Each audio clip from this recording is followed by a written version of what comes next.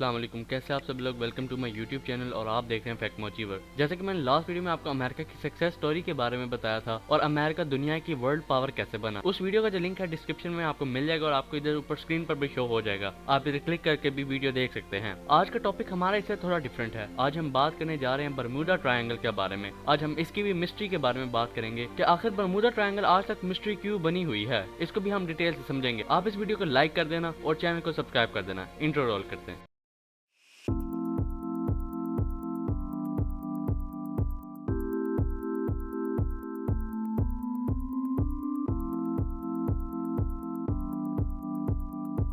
Basically Bermuda triangle ocean का एक बहुत ही मिस्टीरियस हिस्सा है, जहाँ पर 100 से भी ज्यादा शिप और एयरक्राफ्ट डिसअपीयर्ड हुए थे, जिनका आज तक कोई अता पता नहीं चला। ये एक ऐसा एरिया है जो कि अमेरिका में फ्लोरिडा से लेकर प्योर्टो रिको तक और नॉर्थ में बरमूडा कंट्री तक ये एक तरीके से एक ट्रायंगुलर एरिया बन जाता है और इसका area almost 5 lakh square mile से भी ज्यादा बड़ा है। बरमूडा ट्रायंगल के किस्से 500 से भी ज्यादा साल पुराने हैं। 1492 में क्रिस्टोफर कोलंबस जब नई दुनिया की खोज करने निकले थे, उन्होंने ये रिपोर्ट किया कि जब वो इस एरिया से गुजर रहे थे तो उनका वहाँ कंपास काम करना बंद हो गया और एक रात जब उन्होंने अपने जहाज से बाहर निकलकर आसमान की तरफ देखा तो उन्हें वहाँ एक बहुत ही अजीब सी रोशनी दिखी, जिसकी शक्ल एक आग के गोले जैसी थी और वो आग का गोला उन्हें समुद्र में गिरता हुआ दिखा। और यहाँ से ही इस मिस्ट्री की स्टार्टिंग हुई और आने वाली कुछ सदियों में इसे बहुत से नाम दिए गए, जिनमें से चंद एक ये हैं: the graveyard of the Atlantic, the sea of Doom,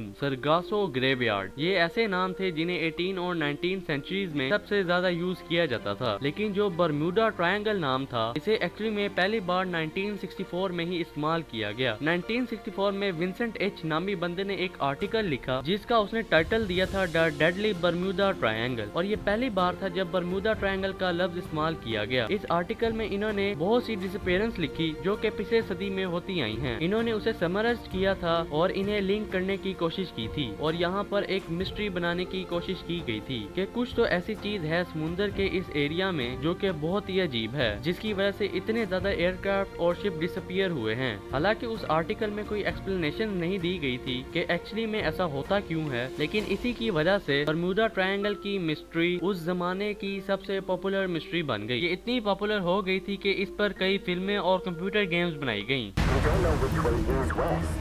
Over the past 50 years, 3,000 ships and 100 planes have gone missing in a mysterious stretch of water in the Atlantic Ocean. Ships have gone missing, planes have gone missing. Known as the Devil's Triangle. A source of intrigue, legend, and fear.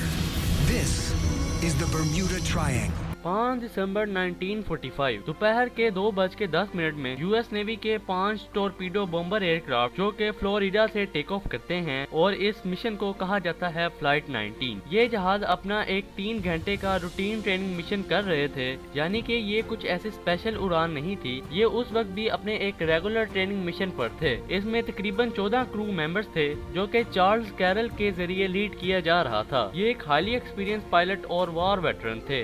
ये पांचों plane Florida से east की तरफ move कर रहे थे। सब कुछ नॉर्मल था और मौसम भी काफी हद तक साफ था। लेकिन टेक ऑफ के तकरीबन 2 घंटे बाद इनके स्क्वाड्रन लीडर रिपोर्ट करते हैं कि अचानक से इनके कंपास में कुछ प्रॉब्लम्स आ रही हैं। इनका कंपास काम करना बंद कर जाता है और इसके बाद ये अपना एक बैकअप कंपास निकालते हैं, लेकिन इस बार बैकअप कंपास भी फेल हो जाता है। इनको ये भी नहीं पता था कि इनकी अभी एक्चुअल पोजीशन क्या है। ये बाकी प्लेन के पायलट से पूछते हैं, लेकिन उस दौरान उनके भी इंस्ट्रूमेंट सही तरीके से काम नहीं कर रहे थे। स्क्वाड्रन लीडर का नाम था लेफ्टिनेंट चार्ल्स टेलर और कंपास खराब होने के बाद इसमें बहुत से कंफ्यूजिंग मैसेज सुनने को मिलते हैं रेडियो ट्रांसमिशन पर, जिसमें टेलर कहते हैं both my compasses are out and I am trying to find Fort Lauderdale. I am over land but it is broken. I am sure I am in the Keys but I don't know how far down and I don't know how to get to Fort Lauderdale. मौसम अब आहिस्ता आहिस्ता बिगड़ता जा रहा था। शाम के 4:56 Taylor को लगता है कि उनके प्लेन्स एक्चुअली में गल्फ ऑफ मैक्सिको के ऊपर पहुंच चुके हैं, तो इसीलिए अब उन्हें ईस्ट की तरफ फ्लाई करना होगा वापस फ्लोरिडा जाने के लिए। इसीलिए वो अपने सारे प्लेन्स को कमांड देते हैं कि अब ईस्ट की डायरेक्शन में फ्लाई किया जाए। लेकिन कुछ फ्लाइट में क्रू मौजूद थे जिन्हें ये लगता था कि वो एक्चुअली में अभी ईस्ट में मौजूद हैं, तो उन्हें इधर से वेस्ट में फ्लाई करना चाहिए। इस ऑर्डर के एकदम बाद उनमें से एक प्लेन से एक रेडियो ट्रांसमिशन सुनने को मिलती है, Damn it, if we could just fly west, we would get home. Head west, damn it. हमें वेस्ट में फ्लाई करना चाहिए वापस घर जाने के लिए। लेकिन मौसम वक्तन फवक्तन बिगड़ता जाता है और इसके बाद सूरज भी ढल जाता है और बहुत ज्यादा अंधेरा हो जाता है। इस वक्त माना जाता है कि ये प्लेन एक्चुअली में 370 किलोमीटर ईस्ट में थे फ्लोरिडा से। शाम के 7:04 बजे टेलर की तरफ से रेडियो में लास्ट ट्रांसमिशन सुनने को मिलती है और इसके बाद ये पांचों के पांचों प्लेन हमेशा के लिए इधर से गायब हो जाते हैं। आज के दिन तक हम इन प्लेन्स के बारे में नहीं जानते कि ये कहां पर हैं और इनके साथ एक्चुअली में हुआ क्या। फ्लाइट 19 के गायब होने के बाद एक search and rescue Mariner aircraft 13 लोगों के क्रू के साथ टेक ऑफ करता है। इसका मिशन था कि इस फ्लाइट 19 को ढूंढना। जब ये ढूंढने निकलता है तो इसके कुछ ही देर बाद ये भी गायब हो जाता है। पहले फ्लाइट 19 के 14 लोग डिसअपियर हुए और अब इस Mariner search and rescue aircraft के 13 लोग गायब हो जाते हैं और इसके बाद कई दिनों तक एक बहुत ही बड़ा air and sea search operation रखा गया, जो कि उस टाइम का one of the largest search operation था, जो कि सिर्फ इन दोनों फ्लाइट को ढूंढने के लिए बुलाया गया था। लेकिन उन्हें भी इसका कोई अता पता नहीं चलता। ना तो इधर किसी इंसान की उनको कोई बॉडी मिलती है और ना ही कोई एयरक्राफ्ट का टूटा हुआ हिस्सा, यानी कि एकदम गायब। इंटरेस्टिंग चीज ये थी कि जहाँ पर ये दोनों प्लेन गायब होते हैं उस एरिया को आज के दिन हम बरमूडा ट्रायंगल के नाम से पुकारते हैं। लेकिन इस एरिया की इधर एक स्ट्रेंज बात ये है कि जो बरमूडा ट्रायंगल का एरिया है वो एक बहुत ही शैलो एरिया है। अगर हम इसे सैटेलाइट के मैप पर देखते हैं तो आप ये देखेंगे यहाँ पर बहामास है, यहाँ पर कैरेबियन आइलैंड्स हैं, उसके आसपास ये कितना टर्कोइज कलर का देखने को मिल रहा है। बहुत ही लंबे एरिया में फैला हुआ ये ऐसा समुंदर का एरिया है जहाँ पर पानी ज्यादा गहरा नहीं है।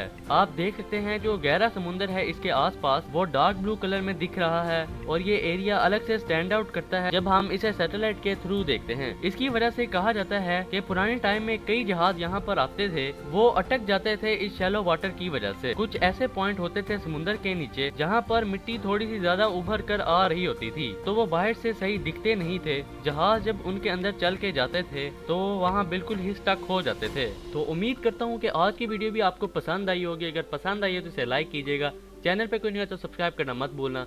मिलते हैं जल्दी नेक्स्ट वीडियो में। Thank you so much for watching. Allah Hafiz.